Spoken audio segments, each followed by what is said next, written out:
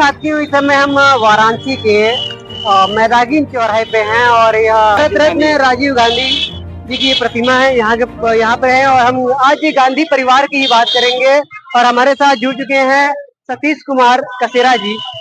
बात करेंगे कि जिस तरह से ईडी की चार्जशीट भेजी गई है और ये किस तरह के संबंध भेजे जा रहे हैं और ऐसा क्यों हो रहा है। देखिए, आपके चैनल के माध्यम से आपने बड़ा प्रश्न उठाया है। मैं ये कहना चाहता हूँ कि सरकार निराशा की स्थिति में है। केंद्र सरकार को कुछ सूझ नहीं रहा है।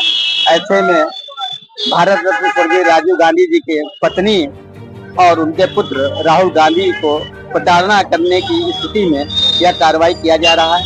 यह इन लोगों का सोच है कि ये राहुल गांधी जी घर जाएंगे, सोनिया गांधी जी घर जाएंगे, जबकि कुछ दिनों में यह सरकार गिरने वाली है। ये स्थिति देश में बन रही है। तो राहुल गांधी और सोनिया गांधी को प्रताड़ना के लिए ये ईडी की कार्रवाई चार्जशीट दाखिल किया गया है, जबकि 3 साल पहले ही राहुल गांधी और सोनिया गांधी ईडी के पास जा चुकी थी और ऐसा कुछ भी नहीं था। जब सरकार डर की स्थिति पर ही देश का माहौल बिगड़ गया है। सोना 1 करोड़ रुपया किलो हो गया। 11 साल में 70 लाख रुपया सोना बढ़ गया। इस पर सरकार नहीं सोच रही है। गरीब लड़की की शादी होगी कैसे नहीं सोच रही है। सोनिया गांधी राहुल गांधी को प्रताड़ना, यहाँ तक कि उनके दामाद रॉबर्ट वाड्रा को भी प्रताड़ना करने की कोशिश की, जबकि इसमें कुछ भी पाया नहीं गया। तो ये भारतीय जनता पार्टी की हरासा और निराशा है। वो संघ के इशारे पर, आरएसएस के इशारे पर, वो नागपुर के इशारे पर राहुल गांधी को और सोनिया गांधी को प्रताड़ना करना चाहते हैं कि ये लोग डर करके बैठ जाएं और हम राज करें, जबकि देश की 70% जनता कांग्रेस के साथ है। ये लोग गलत ढंग से चुनाव लड़ करके जीत जाते हैं, क्योंकि आप देखते हैं वोट आप कहीं भी डालेंगे जाएगा कमल के फूल पर। तो ये बैलेट से चुनाव नहीं कराना चाहते। ईवीएम के प्रभाव से, ईवीएम की वजह से चुनाव जीतते हैं और किसी तरह सरकार बनाते हैं। तो हर जगह ये अपना अपना चाल चलते हैं। जैसे उत्तर प्रदेश में हिंदू मुसलमान, मंदिर मस्जिद, करनी सेना राजपूत, और बांग्लादेश में बंगाल के लोग दंगा करा रहे हैं। जबकि अभी आपने देखा कल के अखबार न्यूज में रहा कि 2 लोग भारतीय जनता पार्टी के ही टोपी लगा करके हिंदू जो है वहां पर ये सब कर रहे थे। तो ये हर प्रदेश में, अब जैसे बिहार में आने वाला है चुनाव, बिहार में अब यही बात करेंगे। इन लोगों ने फर्जी आधार के कार्ड पर जो है वोट करवा देते हैं और उसमें जीत जाते हैं। तो उसके बाद वहाँ सरकार बना करके वहाँ के विपक्षी दल को दबाने का प्रयास करते हैं।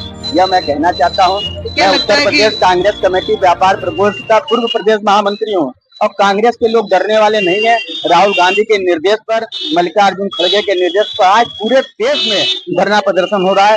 बनारस में भी जिला अधिकारी कचहरी पर आज धरना प्रदर्शन हुआ है। तो हम लोग लड़ाई लड़ने के लिए तैयार है। कांग्रेस के लोग डरने वाले नहीं है। तो ये बार बार ईडी को भेज देना या ऐसे मामलों को ला देना, क्यों ऐसा, मतलब कांग्रेस पर इतना ज्यादा हमला क्यों? देखिए, विपक्ष को दबाने का यह प्रयास क्या चल रहे हैं। चाहते हैं कि विपक्षी लोग डर जाएंगे, जबकि ऐसा होगा नहीं। ईडी से घबराने वाले नहीं। अगर राहुल गांधी घबराते, सोनिया गांधी घबराती तो स्वयं अकेले न जाते ईडी के पास। ईडी के पास राहुल गांधी, सोनिया जी अकेले गई थी पिछली बार, और आज भी जरूरत पड़ेगा तो वो जाएंगे और पूरे देश की जनता उनके साथ खड़ी है। तो ईडी से डरने वाले राहुल गांधी जैसा शेर शख्स नहीं है, क्योंकि वो भारत रत्न राजीव गांधी के पुत्र हैं। किसी ऐसे कैसे माफी वीर लोगों के पुत्र नहीं है। वो ऐसे पुत्र हैं जो डट करके जनता की आवाज को उठाते हैं। ऐसे में आगे का क्या प्रयास रहेगा इस तरह से बराबर ऐसी नहीं, अब कांग्रेस ने इसको जन आंदोलन बना दिया। आज के बाद हर जन आंदोलन के रूप में चलेगा। पूरे प्रदेश के पूरे जिले में आप देख रहे हैं कि हर जगह हम लोगों ने ज्ञापन पत्र दिया है, जुलूस निकाला है, चाहे जौनपुर, गाजीपुर, बनारस, उत्तर प्रदेश, क्योंकि कांग्रेस के उत्तर प्रदेश के अध्यक्ष माननीय अजय राय जी और वाराणसी में राघवेंद्र चौबे जी मजबूती से जो है इस मुद्दे को उठा करके लड़ने का प्रयास कर रहे हैं। क्योंकि कांग्रेस कभी न डरी है न कभी डरेगी। वो लड़ने वाली पार्टी है और देश की आजादी के लिए लड़ी है। आज भी वो लड़ेगी, देश के जनता के लिए लड़ेगी, अपने के लिए नहीं लड़ेगी, देश के जनता के लिए लड़ेगी। क्योंकि देश की जनता के ऊपर जो वादरेशन, जो दबाव बनाया जा रहा है पूरे भारतवर्ष में, इस संविधान को हम नहीं मानेंगे। क्यों नहीं संविधान को मानोगे? केंद्रीय गृह मंत्री किरण रिजिजू राज्य मंत्री हैं। उन्होंने कहा है कि अब न्यायालय हस्तक्षेप विधायिका में न करे। तो विधायिका कानून पास करती है। कानून जब पास होता है तो न्यायालय और जज ही उसको करते हैं। तो आज जब जज कह रहा है, सुप्रीम कोर्ट के जज कह रहे हैं कि इस तरह की बात नहीं होना चाहिए, तो किरण रिजिजू मंत्री है, वो आकर के कह रहे हैं कि विधायिका पर जो है इस तरह का कार्रवाई नहीं होना चाहिए। तो क्या लगता है ये सब तमाम मुद्दे जो उठाए जा रहे हैं, क्या जन मुद्दों को जिस तरह से कांग्रेस उठाती रही है, महंगाई पे बात करती रही है, हर मुद्दे पे बात करती रही है, इसलिए उनको ईडी की नोटिस दे दी जा रही है? जन मुद्दा पर कांग्रेस हमेशा लड़ती रही है, आगे भी लड़ेगी, कभी पीछे कांग्रेस के लोग नहीं रहे हैं। ये है कि सरकार ये जो चल रही है ना, ये विपक्षियों को दबाने का काम कर रही है हर जगह, चाहे वो लालू हो या अखिलेश हो, तेजस्वी हो, पश्चिम बंगाल ममता बनर्जी हो, दिल्ली में केजरीवाल हो, जो संवैधानिक ढंग से कार्य करने वाली सरकार है, इसको जबरदस्ती उलट पुलट के गिरा देते हैं और गिरा के अपना सरकार बनाते हैं, उसके बाद मुकर जाते हैं। जैसे कि दिल्ली में इन्होंने कहा कि सबको 25,000 मिलेगा, महिलाओं को 2500, और सरकार बनने के 2 दिन बाद वहाँ की रेखा गुप्ता ने कह दिया कि जिनको 3 बच्चे रहेंगे उनको नहीं मिलेगा। ये पहले क्यों नहीं कहा आपने कि 3-4 बच्चों वालों को नहीं मिलेगा? आपने कहा महिलाओं को मिलेगा, सारे महिलाओं ने वोट करने का काम किया।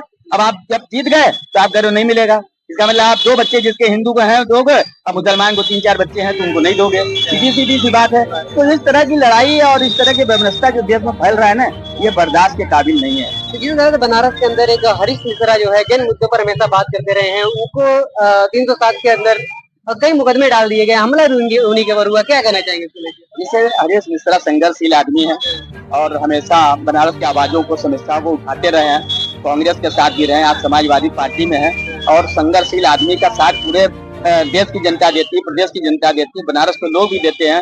अब माननीय अखिलेश यादव ने भी दिया और हमारे नेता ने भी उनको कहा है कि आपकी लड़ाई को हम लड़ेंगे। तो हरीश मिश्रा के साथ जो अन्याय हुआ है उसके लिए काशी की जनता अकेले सक्षम है और खड़ी है, तो सरकार को जवाब देने का काम करेगी। कि जो सरकार है वो किसी के ऊपर कभी भी मुकदमा कायम कर सकता, हो सकता है थोड़ी देर पर हमारे ही पर मुकदमा कायम चलते कि सरकार के खिलाफ बोल रहे हैं। तो इस सरकार के खिलाफ बोलना ठीक नहीं है, क्योंकि सरकार का ये दबाव है कि जो हमारे खिलाफ बोलेगा उसको 4 मुकदमे ठोक करके उसको जेल में डाल दिया जाएगा। ठीक, बहुत अच्छा लगा बात करके। हम बात कर रहे थे सतीश कुमार जी से। मिलते हैं अगली अपडेट में। आपको वीडियो अच्छी लगे तो लाइक कर, सब्सक्राइब करो।